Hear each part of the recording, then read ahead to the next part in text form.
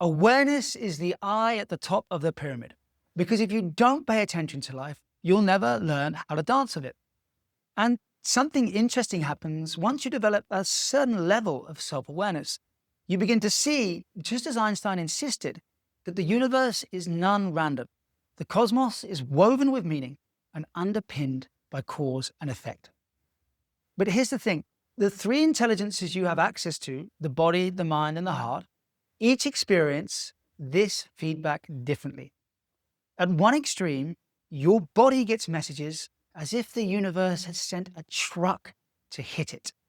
Because if you don't listen to the whispers asking you to align and flow, life will start to shout. Exhaustion, depression, burnout, sickness. These are not accidents. They're collisions with the truth you've been ignoring, forcing you to slow down whether you like it or not. But before the truck, usually there comes a brick, a moment of cognitive clarity, a realization that stings. I can't go on like this. It's your intellect that receives that message when you've been redlining your nervous system or living out of alignment for too long. It hurts, but if it's heeded, it wakes you up. But before that, for those few who have their intuition activated and are attuned to the rhythm of life, there's the feather, the whisper, the nudge, that something is off or something beautiful is calling. So then you can readjust and realign with minimal friction. Yet most people miss the feathers because modern life teaches us to override our inner knowing, to stay on our head, run the program, and ignore the cost.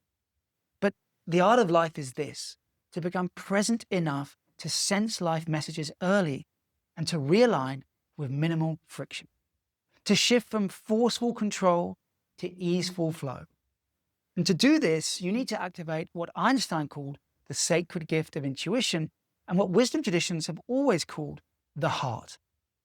When you learn to yoke your problem-solving intellect to your intuitive guidance system, then life becomes one of possibility instead of limitation, because you are in tune with life instead of struggling against it.